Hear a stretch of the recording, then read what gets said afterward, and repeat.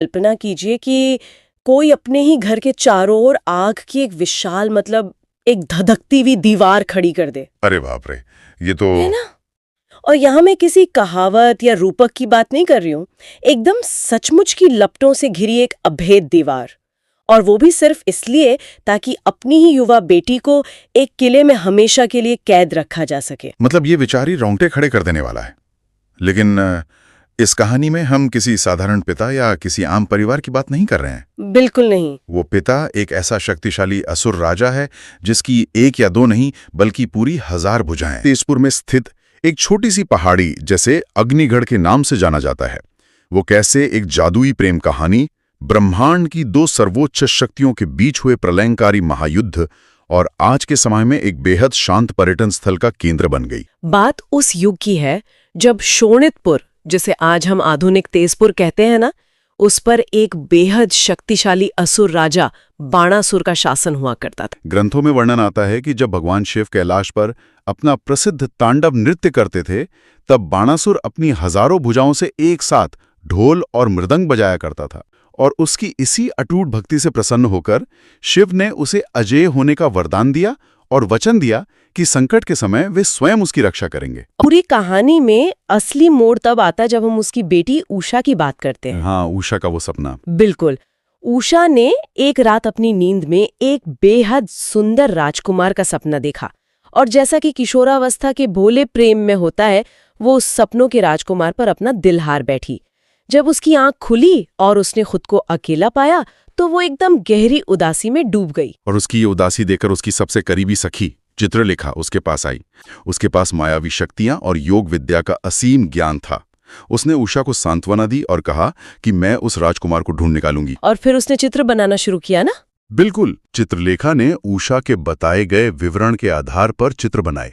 उसने देवताओं, गंधर्वों, असुरों और मनुष्यों के कई चित्र बनाए, जब तक कि उषा ने एक चित्र देखकर ये नहीं कहा कि हाँ, यही वो राजकुमार है। और पता है, वो चित्र किसी और का नहीं बल्कि द्वारका के भगवान कृष्ण के पोते अनिरुद्ध का था। और जब चित्रलेखा को ये पता चला कि वो राजकुमार द्वारका में है, तो उसने अपनी मायावी योग विद्या का प्रयोग किया। चित्रलेखा उसी क्षण द्वारका गई, गहरी नींद में सो रहे अनिरुद्ध को उठाया और उसे अपनी मायावी शक्ति से शोणितपुर ने उषा के कक्ष में ले आई। दोनों ने महल के भीतर ही गुपचुप तरीके से गंधर्व विवाह कर लिया। पर एक असुर राजा के महल में ऐसा रहस्य भला कितने दिन छिप सकता था?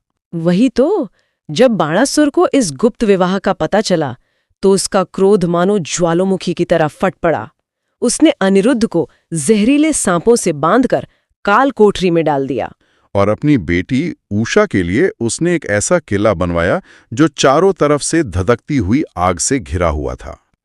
संस्कृत भाषा में अग्नि का अर्थ है आग और गढ़ का अर्थ है किला। अच्छा, तो ऐसे पड़ा नाम? हाँ, आग से घिरा हुआ वो किला ही इतिहास में अग्निगढ़ कहलाया। जब देवर्षि नारद ने भगवान कृष्ण को ये पूरी घटना बताई, तो द्वारका में भूचाल आ गया। कृष्ण शांत बैठने वाले देवता तो थे नहीं।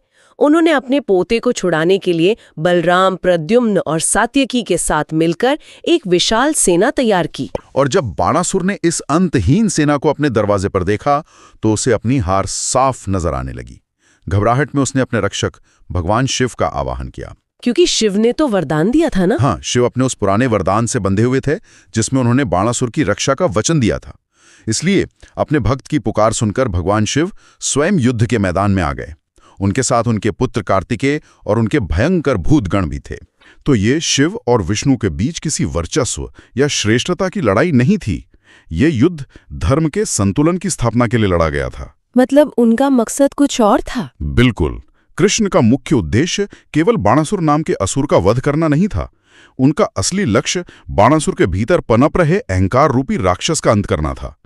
शिव अपने कर्तव्य का पालन कर रहे थे, एक भक्त की रक्षा करना, और विष्णु अपने कर्तव्य का पालन कर रहे थे, अहंकार को नष्ट कर धर्म को स्थापित करना। जाता है कि दोनों तरफ से ऐसे अस्त्र चले जिनका सामना पृथ्वी नहीं कर सकती थी।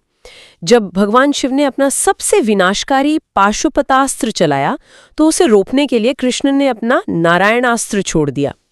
इसके बाद सारा द्वेष खत्म हो गया। मतलब युद्ध का अंत शांति से हुआ। हाँ, बाणासुर ने अपनी बेटी उषा का हाथ खुशी खुशी अनिरुद्ध को सौंप दिया। लेकिन देवताओं के लौटने के बाद भी इस महायुद्ध का जो असर उस जमीन पर हुआ वो हमेशा के लिए इतिहास और भूगोल में दर्ज हो गया।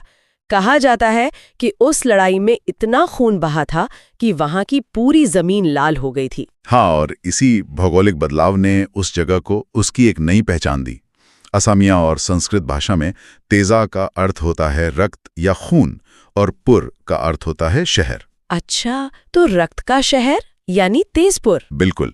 उस युद्ध ने केवल इतिहास ही नहीं रचा, बल्कि उस क्षेत्र का नाम ही हमेशा के लिए तेजपुर कर दिया। तो इस सब का असल मतलब क्या है? ये नाम तो सदियों से आज तक चला आ रहा है।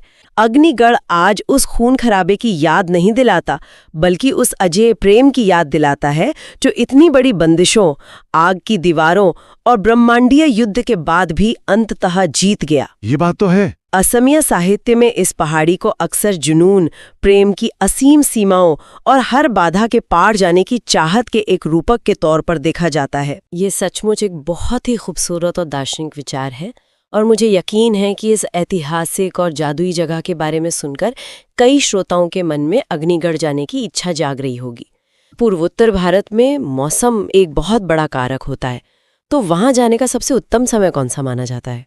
जलवायु के हिसाब से घूमने का सबसे अच्छा समय सर्दियों का है, यानी नवंबर से लेकर फरवरी तक का महीना।